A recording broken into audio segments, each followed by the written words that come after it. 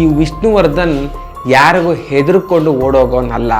ನಾನು ಕೂಡ ಕನ್ನಡ ಸಿನಿಮಾ ನನ್ನ ಮನೆ ಅಂತ ಅಂದ್ಕೊಂಡು ಬೇರೆ ಭಾಷೆ ಸಿನಿಮಾಗಳಲ್ಲಿ ಆಟ ಆಡಿಕೊಂಡು ನಂತರ ನನ್ನ ಮನೆಗೇ ಬಂದಿದ್ದೀನಿ ಅಂತ ಹೇಳ್ತಾರೆ. ಕಮಲ್ ಹಾಸನ್ ಅವರು ವಿಷ್ಣುವರ್ಧನ್ ಅವರಿಗೆ, ನಿಮಗೆ ಆ್ಯಕ್ಟಿಂಗ್ ಹೇಳೋಕೆ ಹೋದರೆ ಅದು ನನ್ನ ಆ್ಯಕ್ಟಿಂಗೇ ಆಗಿಬಿಡುತ್ತೆ, ನೀವು ನಿಮಗೆ ಇಷ್ಟ ಬಂದಂಥ ಆ್ಯಕ್ಟಿಂಗ್ ಮಾಡಿ, ನೀವೊಬ್ಬ ದೊಡ್ಡ ಕಲಾವಿದ, ನಿಮ್ಮ ಆ ನಟನೆಗೆ, ನಿಮ್ಮ ಒಂದು ಆ ಟ್ಯಾಲೆಂಟ್ಗೆ ನಾನು ತಲೆಬಾಗಲೇಬೇಕು ಅಂತ ಸೆಟ್ಟಲ್ಲಿ ವಿಷ್ಣುವರ್ಧನ್ ಅವರ ಕಾಲಿಗೆ ನಮಸ್ಕಾರ ಮಾಡ್ತಿದ್ದರಂತೆ.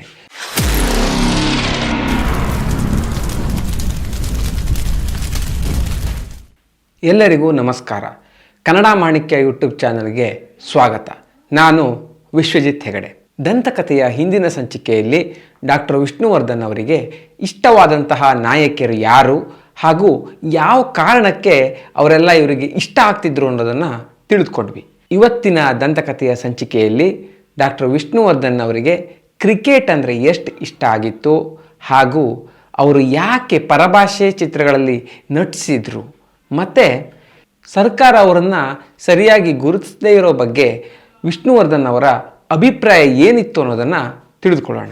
ಈಗ ಎಲ್ಲ ಕಡೆ CCL ಅಥವಾ ಈ ಅಭಿಮಾನಿಗಳಲ್ಲಿಗೂ ಆ ನಟನ ಅಭಿಮಾನಿಗಳಲ್ಲಿಗೂ ಅಂತೆಲ್ಲ ಕ್ರಿಕೆಟ್ ಆಗ್ತಾ ಇರುತ್ತೆ. ಆದರೆ ಆಗಿನ ಕಾಲದಲ್ಲೇ ಮೊಟ್ಟ ಮೊದಲ ಬಾರಿಗೆ ಕನ್ನಡ ಚಿತ್ರರಂಗದಲ್ಲಿ ಎಲ್ಲರನ್ನೂ ಕೂಡಿಸ್ಕೊಂಡು ಕ್ರಿಕೆಟನ್ನು ಆಡಿರುವಂತಹದ್ದು ಡಾಕ್ಟರ್ ವಿಷ್ಣುವರ್ಧನ್ ಅವರು. ಅವರಿಗೆ ಕ್ರಿಕೆಟ್ ಅಂದರೆ ಅಷ್ಟು ಇಷ್ಟ ಇತ್ತು. ಆವತ್ತು ವಿಷ್ಣುವರ್ಧನ್ ಅವರು ಕ್ರಿಕೆಟ್ ಮ್ಯಾಚ್ ನೋಡ್ತಾ ಇರ್ತಾರೆ. ಸ್ಟೀಫನ್ ಫ್ಲೆಮಿಂಗ್ 96 ರನ್ ಹೊಡೆದು ಒಂದೊಂದು ರನ್ಗೂ ತಿಣ್ಕಾಡ್ತಾ ಇರ್ತಾರೆ. ಊಟದ ಸಮಯ ಬೇರೆ ಆಗಿರುತ್ತೆ. ಇವನು ಸೆಂಚುರಿ ಹೊಡೆದಿಲ್ಲ ಅಂದರೆ ಎಲ್ಲಿ ಡಾಕ್ಟರ್ ವಿಷ್ಣುವರ್ಧನ್ ಅವರು ಊಟ ಮಾಡಲು ಅಂತ ಅಲ್ಲಿ ಕೆಲವರಿಗೆ ಚಿಂತೆ ಸ್ಟಾರ್ಟ್ ಆಗಿರುತ್ತೆ. ಆದರೆ ಅದೃಷ್ಟವಶಾತ್ ಸ್ಟೀಫನ್ ಫ್ಲೆಮಿಂಗ್ ಒಂದು ಬೌಂಡ್ರಿ ಹೊಡೆದು ಸೆಂಚುರಿಯನ್ನು ಪೂರ್ಣ ಮಾಡ್ತಾನೆ. ಸೆಂಚುರಿ ಆದ ನಂತರ ಪ್ರೇಕ್ಷಕರ ಹತ್ರ ಒಮ್ಮೆ ಬ್ಯಾಟ್ ಬೀಸಿ ನಂತರ ಆಕಾಶದತ್ತ ನೋಡಿ ಒಮ್ಮೆ ನಮಸ್ಕರಿಸ್ತಾನೆ. ಇದನ್ನು ನೋಡಿದ ಡಾಕ್ಟರ್ ವಿಷ್ಣುವರ್ಧನ್ ಅವರು, ನೋಡಿ ನಾವೆಲ್ಲ ವಿದೇಶಿಗರಿಗೆ ದೇವರಂದ್ರೆ ನಂಬಿಕೆ ಇಲ್ಲ, ಅವರ ದೇವರ ಮೇಲೆ ಒಂದು ಭಕ್ತಿ ಅಭಿಮಾನ ಇಲ್ಲ ಅಂತೆಲ್ಲ ಅಂದ್ಕೊಂಡಿರ್ತೀವಿ. ಆದರೆ ನ್ಯೂಜಿಲ್ಯಾಂಡವರೇ ಇರಲಿ, ಆಸ್ಟ್ರೇಲಿಯಾದವರೇ ಇರಲಿ, ಏನಾದರೂ ಒಂದು ಸಾಧನೆ ಮಾಡಿದಾಗ ಇಲ್ಲ ಅವ್ರಿಗೆ ಖುಷಿ ಆದಾಗ ಈ ರೀತಿ ಮೇಲ್ಗಡೆ ಕಾಣದೇ ಇರೋ ಯಜಮಾನಿಗೆ ನಮಸ್ಕರಿಸ್ತಾರೆ ಅಂತ ಹೇಳ್ತಾರೆ. ಆ ಕಾಣದೇ ಇರೋ ಯಜಮಾನನೇ ಸೂತ್ರಧಾರ, ನಾವೆಲ್ಲ ಅವನ ಸೂತ್ರದ ಬೊಂಬೆಗಳು ಅಂತ ನಗ್ತಾ ಹೇಳ್ತಾರೆ. ಈ ಕ್ರಿಕೆಟ್ನ ವಿಷಯ, ದೇವರ ವಿಷಯ ಎಲ್ಲ ಮಾತಾಡ್ತಾ ಅವರ ಸಿನಿಮಾ ಜೀವನದ ಬಗ್ಗೆ ಮಾತುಕತೆ ಹೋಗುತ್ತೆ. ವಿಷ್ಣುವರ್ಧನ್ ಅವರು ತುಂಬ ಜನಪ್ರಿಯತೆ ಇರುವಾಗಲೇ ಪರಭಾಷೆ ಸಿನಿಮಾಗಳಲ್ಲಿ ನಟಿಸಿದಂಥವ್ರು.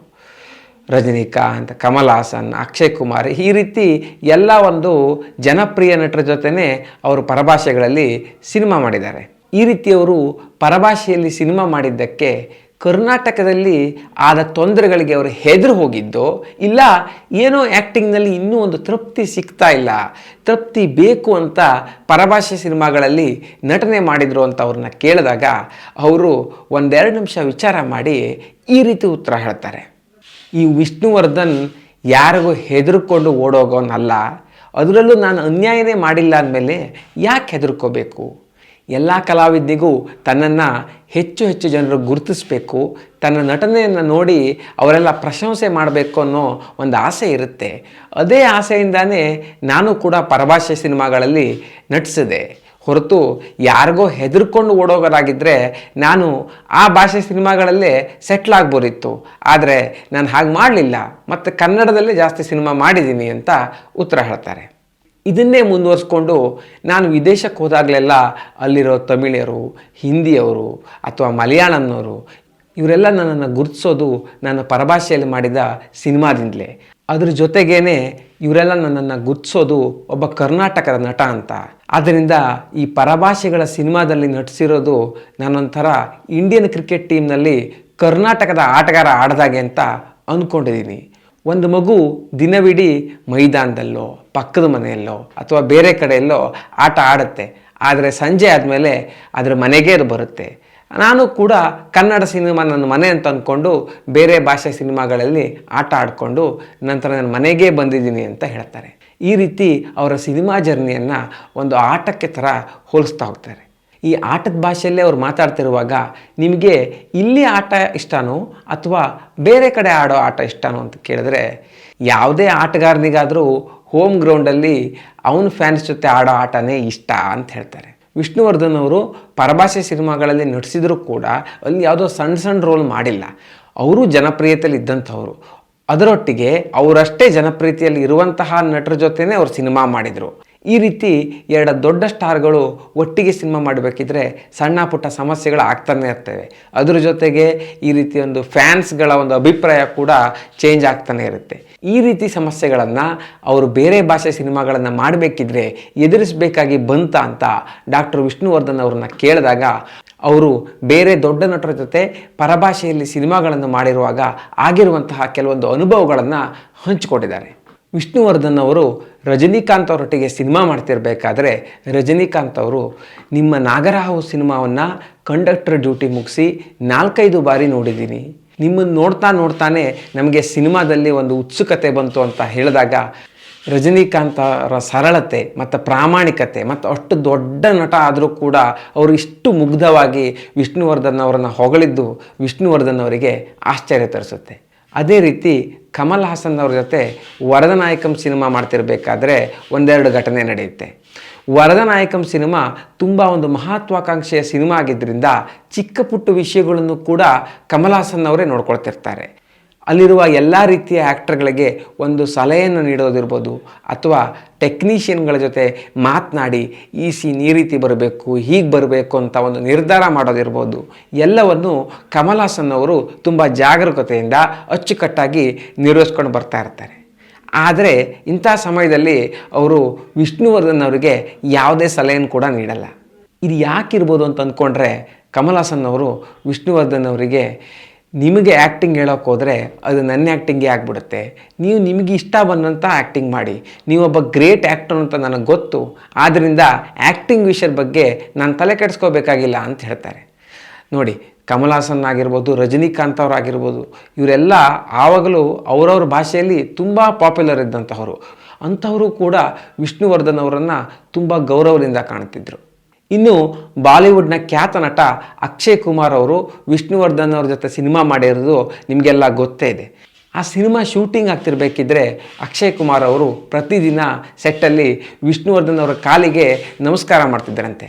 ನೀವೊಬ್ಬ ದೊಡ್ಡ ಕಲಾವಿದ, ನಿಮ್ಮ ಆ ನಟನೆಗೆ, ನಿಮ್ಮ ಒಂದು ಆ ಟ್ಯಾಲೆಂಟ್ಗೆ ನಾನು ತಲೆವಾಗಲೇಬೇಕು ಅಂತ ನಮಸ್ಕಾರ ಮಾಡ್ತಿದ್ರಂತೆ. ಈ ರೀತಿ ಒಂದು ಘಟನೆ ಆದಾಗ ವಿಷ್ಣುವರ್ಧನ್ ಅವರಿಗೆ ಒಂಥರ ಮುಜುಗರನೂ ಆಗ್ತಿತ್ತು. ಅದ್ರ ಜೊತೆ ಇಂತಹ ವ್ಯಕ್ತಿ ನನ್ನನ್ನು ಒಂದು ಗೌರವದಿಂದ ನೋಡ್ತಾ ಇದ್ದಾನೆ ಅನ್ನೋ ಖುಷಿನೂ ಆಗ್ತಿತ್ತಂತೆ. ಈ ಎಲ್ಲ ಘಟನೆಗಳನ್ನು ಮೆಲುಕು ಹಾಕ್ಕೊಳ್ತಾ ಈ ರೀತಿ ಪರಭಾಷೆಯಲ್ಲಿ ಸಿನಿಮಾ ಮಾಡಿದ್ರೇ ನಮಗೆ ನಮ್ಮ ನಟನೆಯಲ್ಲಿದೆ, ನಾವು ಯಾವ ಸ್ಥಾನದಲ್ಲಿದ್ದೇವೆ ಅನ್ನೋದು ಗೊತ್ತಾಗುತ್ತೆ, ಇನ್ನು ಯಾವ ರೀತಿ ಒಂದು ನಾವು ಇಂಪ್ರೂವ್ ಮಾಡ್ಕೋಬೋದು ಅನ್ನೋದು ನಮಗೆ ತಿಳಿಯುತ್ತೆ ಅಂತ ಡಾಕ್ಟರ್ ವಿಷ್ಣುವರ್ಧನ್ ಅವರು ಹೇಳ್ತಾರೆ. ಇದ್ರ ಜೊತೆಗೇ ಇನ್ನೊಂದು ಇಂಟ್ರೆಸ್ಟಿಂಗ್ ವಿಷಯ ಇದೆ, ಅದನ್ನು ಹೇಳ್ಬಿಡ್ತೀನಿ. ಹಿಂದಿಯಲ್ಲಿ ಒಂದು ಕಾರ್ಯಕ್ರಮ ಆಗ್ತಿರುತ್ತೆ. ನಿಮಗೆಲ್ಲ ಮೋಹನ್ ಲಾಲ್ ಗೊತ್ತಿರ್ಬೋದು, ಮಲಯಾಳಂನ ಒಂದು ಖ್ಯಾತ ನಟ. ಇವರನ್ನು ಕಾರ್ಯಕ್ರಮಕ್ಕೆ ಸ್ಟೇಜ್ ಮೇಲೆ ಆಹ್ವಾನಿಸಿದಾಗ ಅಲ್ಲಿರೋ ನಿರೂಪಕರು ಮೋಹನ್ ಲಾಲ್ ಅವರಿಗೆ ನಿಮ್ಮ ಬಗ್ಗೆ ಒಂದು ಚಿಕ್ಕ ಇಂಟ್ರಡಕ್ಷನ್ ಮಾಡ್ಕೊಳ್ಳಿ ಅಂತ ಹೇಳ್ತಾರೆ. ಆದರೆ ಯಾವಾಗ ವಿಷ್ಣುವರ್ಧನ್ ಅವರನ್ನು ಸ್ಟೇಜಿಗೆ ಕರೆಯೋ ಪ್ರಸಂಗ ಬರುತ್ತೋ ಆವಾಗ ನಿಮ್ಮ ಬಗ್ಗೆ ಇಲ್ಲೆಲ್ಲರಿಗೂ ಗೊತ್ತಿದೆ, ನೀವೆಲ್ಲ ಮುಂಬೈಲಿ ತುಂಬ ಫೇಮಸ್ಸು, ಧರ್ಮೇಂದ್ರ ಅವರು, ಅಕ್ಷಯ್ ಕುಮಾರ್ ಅವರು ನಿಮ್ಮ ಬಗ್ಗೆ ಆಗಾಗ ಪ್ರಶಂಸೆ ಮಾಡ್ತಾನೆ ಇರ್ತಾರೆ ಅಂತ ಹೇಳ್ತಾರಂತೆ. ಈ ರೀತಿ ಎಲ್ಲ ಭಾಷೆಗಳಲ್ಲಿ ನಟನೆ ಮಾಡಿ ಭಾರತದ ಉದ್ದಕ್ಕೂ ಚಿರಪರಿಚಿತರಾದ ಡಾಕ್ಟರ್ ವಿಷ್ಣುವರ್ಧನ್ ಅವರನ್ನು ಪ್ರೇಕ್ಷಕ ಗುರುತಿಸಿರ್ಬೋದು. ಆದರೆ ಸರ್ಕಾರ ಯಾಕೋ ನಿರ್ಲಕ್ಷ್ಯ ಮಾಡ್ತಿದೆ ಅಂತ ಅನಿಸ್ತಿದೆಯಲ್ವಾ ಅಂತ ವಿಷ್ಣುವರ್ಧನ್ ಅವ್ರನ್ನ ಕೇಳಿದಾಗ ವಿಷ್ಣುವರ್ಧನ್ ಅವರು ಒಮ್ಮೆ ಜೋರಾಗಿ ನಕ್ಬಿಟ್ಟು ಈ ರೀತಿ ಉತ್ತರಿಸ್ತಾರೆ. ಒಬ್ಬ ಕಲಾವಿದಿಗೆ ಎಷ್ಟೇ ಒಂದು ಜನಪ್ರಿಯತೆ ಸಿಕ್ಕಲಿ ಅಥವಾ ಒಂದು ಸಿನಿಮಾಗಳು ಹಿಟ್ಟಾಗಲಿ ತೃಪ್ತಿ ಅನ್ನೋದು ಕಡಿಮೆ. ಆದರೆ ನನಗೆ ಯಾಕೋ ಆ ರೀತಿ ಆಸೆ ಆಕಾಂಕ್ಷೆಗಳು ಇಲ್ಲ. ಮೇಲಿರೋ ಯಜಮಾನ ನನ್ನ ಯೋಗ್ಯತೆಗೆ ತಕ್ಕಂತೆ ಎಲ್ಲವನ್ನು ಕೊಟ್ಟಿದ್ದಾನೆ ಅಂತ ನಾನು ಭಾವಿಸಿದ್ದೀನಿ ಅಂತ ಹೇಳ್ತಾರೆ. ನೋಡಿ, ಈ ಪ್ರಶಸ್ತಿ ಗೌರವದಲ್ಲೆಲ್ಲ ನಂಗೆ ನಂಬಿಕೆ ಇಲ್ಲ, ಇದೆಲ್ಲ ತಾತ್ಕಾಲಿಕ. ಯಾರೋ 4 ಜನ ನಿಮ್ಮನ್ನ ಗುರುತಿಸಿ ಪ್ರಶಸ್ತಿ ಕೊಡ್ತಾರೆ, ಅದಕ್ಕೆ ಅಂತ 1 ಗಂಟೆ ಸಮಾರಂಭ ಮಾಡ್ತಾರೆ, ಅದರಲ್ಲಿ 2 ನಿಮಿಷ ನಾವು ವೇದಿಕೆಗೆ ಹೋಗಿ ಬಂದು ಪ್ರಶಸ್ತಿ ಸ್ವೀಕರಿಸ್ತೀವಿ. ಆಮೇಲೆ ಕೊಟ್ಟವರು ಮರಿತಾರೆ, ತಗೊಂಡಂತಹ ನಾವು ಮರಿತೀವಿ. ನನಗದು ಬೇಕಾಗಿಲ್ಲ, ಇದ್ರ ಬಗ್ಗೆ ಆಸೆನೂ ಇಲ್ಲ. ಅದಕ್ಕಿಂತ ಹೆಚ್ಚಾಗಿ ಜನರ ಮನಸ್ಸಲ್ಲಿ ಶಾಶ್ವತವಾಗಿ ಉಳಿಬೇಕು ಅನ್ನೋ ಆಸೆ ಇದೆ. ನನ್ನನ್ನು ನೋಡಿ ಖುಷಿ ಪಡುವಂತಹ, ಆರಾಧಿಸುವಂತಹ ಕೋಟ್ಯಂತರ ಜನ ಅಭಿಮಾನಿಗಳ ಪ್ರೀತಿ ನನಗೆ ಸಿಕ್ಕಿದೆ. ಇದಕ್ಕಿಂತ ಹೆಚ್ಚಾಗಿ ಈ ವಿಷ್ಣುವರ್ಧನ್ಗೆ ಇನ್ನೇನು ಬೇಕು ಅಂತ ಮೇಲ್ಗಡೆ ನೋಡ್ತಾ ಆ ಯಜಮಾನನಿಗೆ ನಮಸ್ಕರಿಸ್ತಾ ಅವ್ರ ಮಾತನ್ನ ಮುಗಿಸ್ತಾರೆ. ಈ ವಿಡಿಯೋ ನಿಮ್ಗೆ ಇಷ್ಟ ಆಗಿದ್ರೆ ತಪ್ಪದೇ ಶೇರ್ ಮಾಡಿ. ದಂತಕಥೆಯಲ್ಲಿ ಬರುವಂತಹ ಈ ರೀತಿಯ ವಿಶಿಷ್ಟ ಕುತೂಹಲದ ವಿಷಯಗಳನ್ನು ಮಿಸ್ ಮಾಡ್ಕೋಬಾರ್ದು ಅಂತಿದ್ರೆ ನಮ್ಮ ಚಾನಲ್ಗೆ ತಪ್ಪದೇ ಸಬ್ಸ್ಕ್ರೈಬ್ ಮಾಡಿ. ಮುಂದಿನ ದಂತಕಥೆಯಲ್ಲಿ ಮತ್ತೆ ಸಿಗೋಣ. ಅಲ್ಲಿವರೆಗೂ ನಮಸ್ಕಾರ.